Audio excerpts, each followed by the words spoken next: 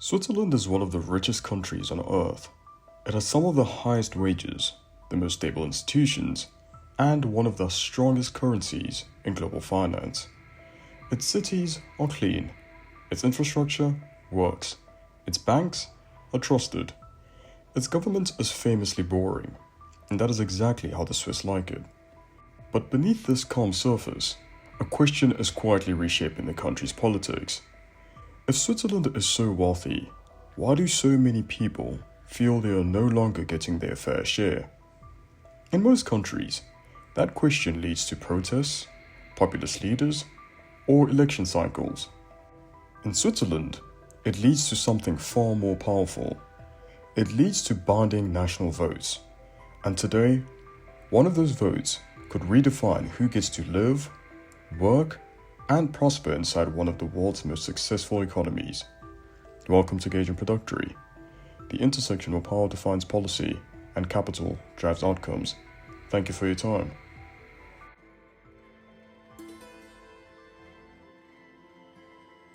Switzerland did not become rich by accident. It built its success on precision manufacturing, pharmaceuticals, financial services, and global trade. It avoided large-scale wars. It invested in education. It trusted institutions. And crucially, it opened itself to talent from across Europe and the world. Nearly 1 in 3 people living in Switzerland today was born abroad. Doctors, engineers, bankers, researchers, construction workers, all filling roles that keep the system efficient and competitive. For decades, this model worked. Living standards rose, unemployment stayed low, productivity remained high. Switzerland became a textbook example of how a small country could thrive in a globalized world. But economic success has a side effect that statistics often hide. Success attracts pressure.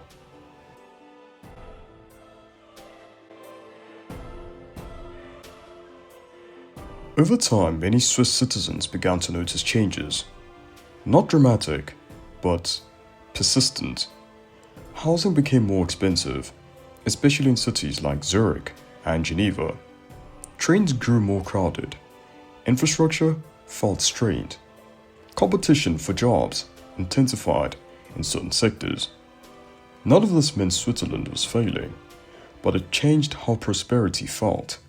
And in politics, feelings matter.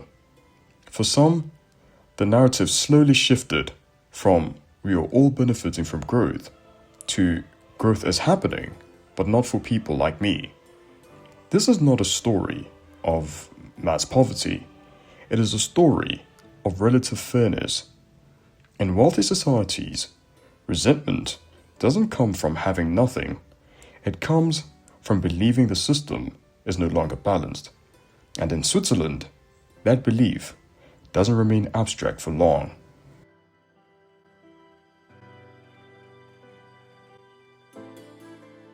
Switzerland's political system is unique. Citizens don't just vote for politicians, they vote on policy itself. With enough signatures, voters can force a national referendum, challenge parliamentary decisions, amend the constitution. This means public dissatisfaction doesn't wait for elections. It becomes immediate leverage. A proposal supported by enough citizens doesn't need elite approval, media consensus, or international backing. It only needs a majority vote. This system is Switzerland's greatest democratic strength and its greatest economic risk, because once frustration enters the referendum system, it bypasses compromise.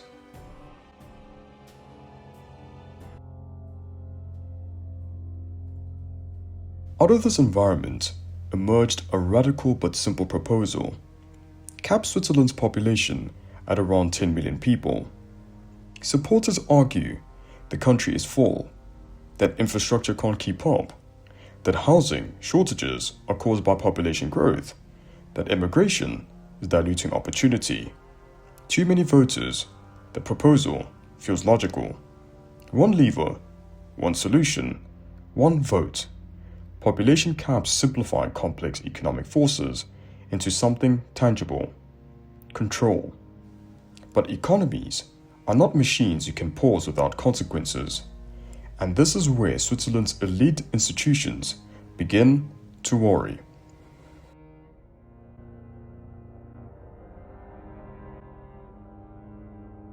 Switzerland's wealth depends on openness.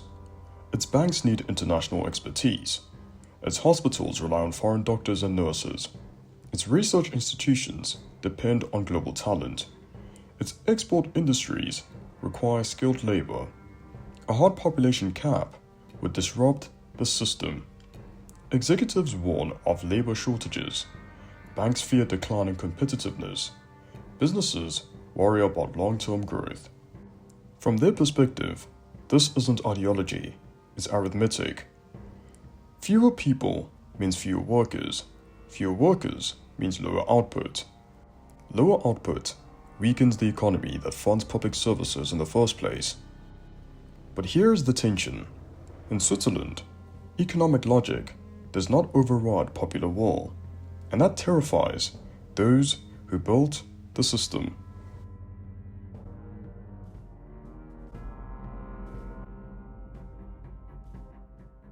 In most countries, elites manage discontent through negotiations, committees, or slow reform. In Switzerland, elites must confront voters directly. There is no backroom fix for a referendum, no delayed implementation, no reinterpretation after the fact. If voters say yes, the system changes. This flips the usual power relationships. Bankers cannot lobby citizens the way they lobby governments.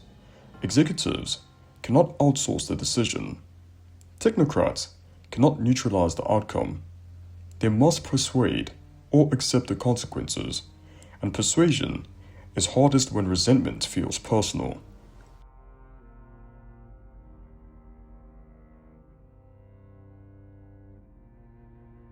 This debate is not really about numbers. It is about who controls prosperity. Is Switzerland an open platform competing globally, or a protected space prioritizing stability over growth?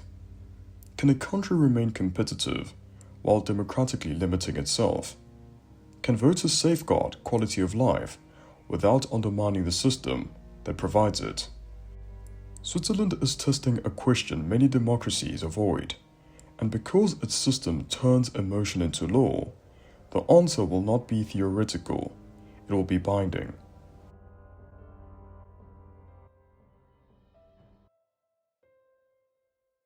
Switzerland may be rich, but wealth does not guarantee harmony, and democracy does not guarantee economic wisdom. When people believe they are losing out, even in a successful system, they will use whatever power they have to regain control. In Switzerland, that power is absolute. This is not a story about right or wrong. It is a story about what happens when prosperity collides with perception. And as other wealthy nations face the same pressures, housing, migration, inequality, trust, Switzerland may not be an exception. It may be the preview. In a country where the people hold the final vote, the future is never decided quietly. For you politics, policy, economy, and business lovers, we have more stories on offer currently presented on your screen. There's more to watch on GP's homepage. Do kindly take a look when you're done. Thank you for taking the time to watch this. We enjoyed producing it for you.